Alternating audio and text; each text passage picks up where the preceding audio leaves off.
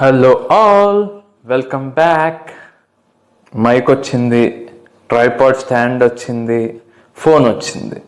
నేను ఈ మూడు వచ్చాక టీచర్ గురించి మాట్లాడతామని వెయిట్ చేస్తున్నాను. ఎందుకంటే చాలామంది చెప్పారు నాకు నా వీడియోలో సౌండ్ క్లారిటీ, కెమెరా క్వాలిటీ బాగాలేదని, అందుకని ఆగాను. సో ఇది నాకు ఎప్పటి నుంచో మాట్లాడాలని ఉంది, ఇవాళ మాట్లాడుతున్నాను. టీచర్స్ అంటే ఎవరు అసలు? మనము అజ్ఞానంలో ఉంటే మన జ్ఞానాన్ని ప్రసాదించేవాళ్ళు. ఇంకోలా చెప్పాలంటే మనకి గాయత్రి మంత్రం ఏం చెప్తోంది? మనం అమ్మవారిని అడుగుతాము, అమ్మ మేము అజ్ఞాన అంధకారంలో ఉన్నాము, అంటే చీకట్లో ఉన్నాము, మాకు వెలుగును చూపించని. నాకు అనిపిస్తారు దేవుడు పంపించాడేమో టీచర్స్ని ఆ వెలుగులోకి వాళ్ళే తీసుకెళ్లే వాళ్ళేమో. అంటే డైరెక్ట్గా అమ్మవారు తీసుకెళ్ళలేదు కదా మనం అడిగినప్పుడు, అలా అమ్మవారే టీచర్స్ని పంపించిందేమో అనిపిస్తుంది. కానీ నాకు టీచర్ మీద ఒక చిన్న నెగిటివ్ ఇంప్రెషన్ ఉంది. అది ఎవాల్యుయేషన్ మీద, అంటే పేపర్లు కరెక్షన్ చేసే దగ్గర వాళ్ళంటే ఒక రకమైన నెగిటివ్ ఇంప్రెషన్ అయితే ఉంది. జనరల్గా నా విషయంలో ఏం జరిగిందో చెప్తాను. అంటే నేను జనరలైజ్ చేసేను, స్పెసిఫిక్గా నా విషయంలో ఏం జరిగిందో చెప్తాను. ఏం జరిగిందంటే, మేము వైజాగ్లో ఉండేవాళ్ళం 2nd క్లాస్ వరకు. అక్కడేంటి, నాకు ఇంగ్లీష్లో ఉన్న లెసన్ అయినా కూడా మాకు చదివి తెలుగులో చెప్పేవాళ్ళు, అంటే చెప్పడం తెలుగులో చెప్పేవాళ్ళు. ఇప్పుడు ఈ హ్యాడ్ రైస్ అంటే అతను అన్నం తిన్నాడు అని తెలుగులో చెప్పేవాళ్ళు. మేము వైజాగ్ నుంచి హైదరాబాద్ వచ్చాం నా 3rd క్లాస్లో. జనరల్గా 3rd క్లాస్కి వచ్చేసరికి నాకు కొద్దిగా ఊహ వచ్చింది, అంటే ఆడుకోవాలి, కొద్దిగా దూరం వెళ్ళి క్రికెట్ ఆడొచ్చు అనేవి తెలిసాయి. సో కొద్దిగా దానివల్ల నా చదువు డౌన్ అయింది. రెండోది ఏమైందంటే, మా స్కూల్లో ఇంగ్లీష్లో చెప్పేవాళ్ళు, అంటే ఇంగ్లీష్లో ఉన్న విషయాన్ని ఇంగ్లీష్లో మాత్రమే చెప్పేవాళ్ళు. అంటే ఇంగ్లీష్లో చదివి ఇంగ్లీష్లోనే ఎక్స్ప్లెయిన్ చేసేవాళ్ళు. నాకు ఇప్పటికీ గుర్తుంది, సిల్లీ క్యాట్ అనే లెసన్ నాకు అర్థం కాలేదు అది. ఎందుకంటే సిల్లీ క్యాట్ అనే లెసన్ అది చాలా జోవియల్ లెసన్. పిల్లలందరూ నవ్వుతున్నారు నా పక్క వాళ్ళు. నేను వాళ్ళు నవ్వుతున్నారని హిహిహి అని నవ్వాను. కానీ యాక్చువల్ నాకు అర్థం కావట్లేదు ఆ జోక్ ఏంటి, నిజంగా నవ్వు రావట్లేదు. కానీ వాళ్ళని చూసి అరే వీళ్ళు నవ్వకపోతే నాకు అర్థం కాలేదు అనుకుంటారని నవ్వాను. అలా నాకు అర్థం చేసుకోవడానికి 2 years పట్టింది. ఈ లోపల చదువు దొబ్బింది. ఎందుకు అంటే నాకు టీచర్లు చెప్పేది అర్థమయ్యేది కాదు, హోంవర్క్లు చేసేవాడిని కాదు, ఎందుకంటే ఆటలు ఎక్కువైపోయాయి. స్కూల్కి వెళ్తే టీచర్లు కొట్టేవాళ్ళు. దాంతో ఏమైంది, స్కూల్ మానేయాలి అన్న వంకతో ఏదో ఒక వంక ఎత్తుక్కునేవాడిని. కాలు నొప్పనో, కడుపు నొప్పనో, లేదా చుట్టాలింటికి పారిపోవడం, ఇలా జరిగేది. ఇలా జరుగుతున్న టైంలో మాకేంటంటే 6th క్లాస్ నుంచి మా ప్రిన్సిపల్ సార్ కంపల్సరీ ట్యూషన్స్, అంటే పొద్దున 9ంటికి స్కూల్కి వస్తే రాత్రి 7 వరకు స్కూల్లోనే, 4 వరకు స్కూలు, 4 నుంచి 7 ట్యూషన్స్ అనమాట, 6th నుంచి 10th వరకు పిల్లలకి. అప్పుడేమైంది, ఆ 3 గంటలు ఉంటాయి కదా, ఆ 3 గంటలు ఏదో ఒకటి చదివించేవాళ్ళు.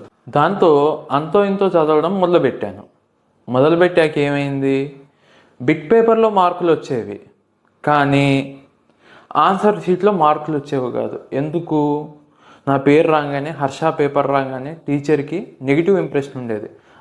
వీడు చదవడు కాబట్టి వీడికి ఆన్సర్ పేపర్లో, అదే మెయిన్ పేపర్లో తగ్గించేద్దాం, ఎందుకంటే ఎట్లాగో చదవడు అన్న ప్రీఫిక్స్తో ఉండేవాళ్ళు. మైండ్లో ఫిక్స్ అయిపోయేది వీడు చదవడు అని, టక్ టక్ టక్. అట్లా ఎప్పుడు టీచరు ముందుగా ఫిక్స్ అవ్వకూడదు, పలానా అబ్బాయి చదివాడు, పలానా అబ్బాయి చదవడు అని. మీరు ఎప్పుడు ప్రతి ఒక్క పేపరు చదవాలి. అందులో నా దరిద్రానికి ఏంటంటే హ్యాండ్ రైటింగ్ బాగుండేది కాదు. టీచర్లకు ఇంకో విషయం ఏంటంటే, హ్యాండ్ రైటింగ్ బాగుండకపోయినా మీరు ఇది చదవాలి, పేపర్ అనేది చదవాలి, మీకు అర్థమైతే కనుక. ఎందుకు అంటే హ్యాండ్ రైటింగ్ బాగాలేకపోయినా కష్టపడి చదివే పిల్లలు ఉంటారు. మీరు ఎంకరేజ్మెంట్ ఇస్తే ఏమో వాడు రేపు మార్చుకుంటాడేమో. మీరు ఎంకరేజ్మెంట్ ఇవ్వకుండా, చదవకుండా కొట్టేశారనుకోండి, రీజన్ హ్యాండ్ రైటింగ్ బాగాలేదని, వాడు ఎప్పటికీ చదవడు. ఎందుకు అంటే ఆ హ్యాండ్ రైటింగ్ బాగాలేదు, ఎలాగో మార్కులు రావు, ఇంకా చదివేది ఎందుకు అని చెప్పి వెనక్కి వెళ్ళిపోతారు. కాబట్టి అదొకటి చూసుకోవాలి టీచర్. ఇంకొక విషయం ఏంటంటే, పోనీ హ్యాండ్ రైటింగ్ బాగున్న పిల్లలకి అది, హ్యాండ్ రైటింగ్ బాగున్నా కూడా కొంతమంది వీడు చదవలే అని చెప్పి కొట్టేస్తారు. మీరు ప్రతి ఒక్క పేపర్ చదవాలి.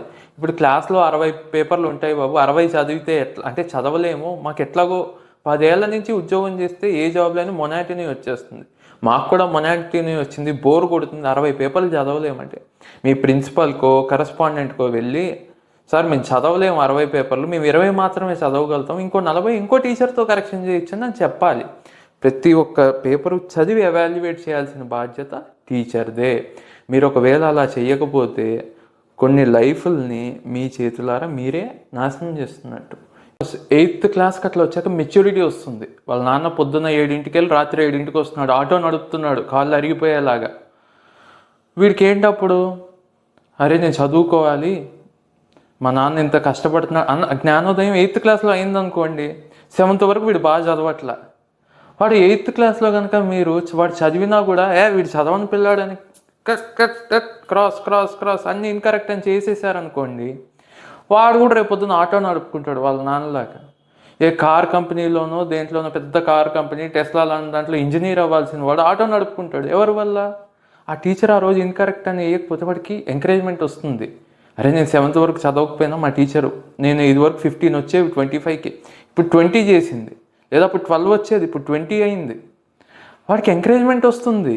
తప్పు రాస్తే వేయకండి, కానీ కరెక్ట్ రాసినప్పుడు తప్పు వేస్తే మాత్రం అది చాలా తప్పు, జీవితాలు నాశనం చేస్తున్నట్టు. అరే 8th క్లాస్ బోర్డా అని అడగచ్చు కొంతమంది. కాకపోతే వాడికి 8th క్లాస్లో కాన్ఫిడెన్స్ వస్తేనే కదా అది కంటిన్యూ అయ్యేది. మీరు వేస్తే కదా నేను చదువుతానని వాడికి తెలిసేది. వాడు 10thలో చదివి మార్కులు వచ్చేది, తర్వాత ఇంటర్ చేరేది. వాడు 10thతోనే ఆపేస్తాడు మీరు చేసే పనికి. నేను చదువుతాను, ఏం చదువుతానులే, నాకు చదువు ఎక్కదని. అలా ఎప్పుడూ కూడా ముందే ఫిక్స్ అయిన మెంటాలిటీలో ఈ స్టూడెంట్ చదువుతాడు చదవడం దాంట్లో వెయ్యకండి దయచేసి. ఎప్పుడు వీడు ఏం రాశాడా అన్న యాంగ్షియస్నెస్తో చదవాలి. మీకు మొనాటినీ రాకూడదు, వస్తుంది బట్ రాకూడదు. Because your teachers, you are equal to God కాబట్టి. Thanks for listening this. Bye.